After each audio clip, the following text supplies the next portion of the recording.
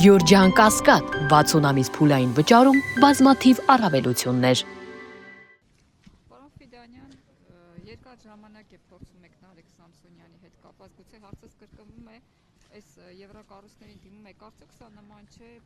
գլխով անդադ պատին հարվածելուն, պատը այդպես էլ մնում է կանգնած, անդրդվելի կարելի ասել։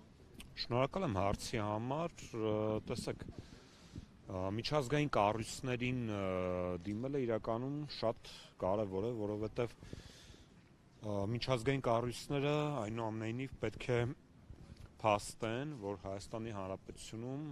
կան քաղաքական բանտարկյալներ եւ մենք պետք է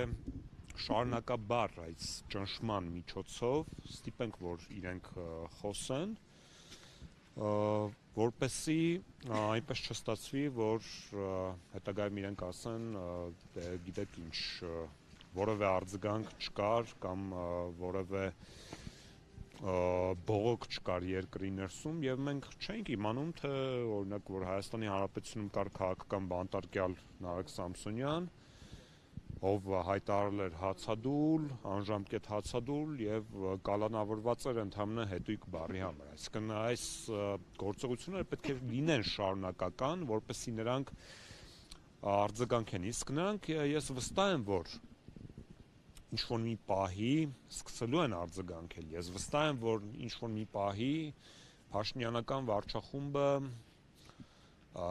դադարելու է լինել նրանց պիտանի աշխարհաքաղաքական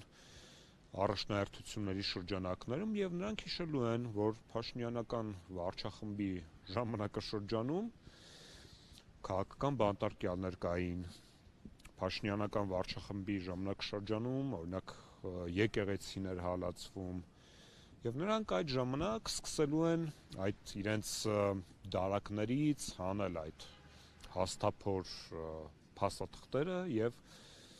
սկսելու են խոսել Հայաստանի Հանրապետությունում ժողովրդավարության իրական աղետալի մակարդակի մասին եւ այս համատեքստում ես կարևորում եմ մեր գործողությունները, որ օր առաջ մոտեցվի իրենց խոսելու ժամանակը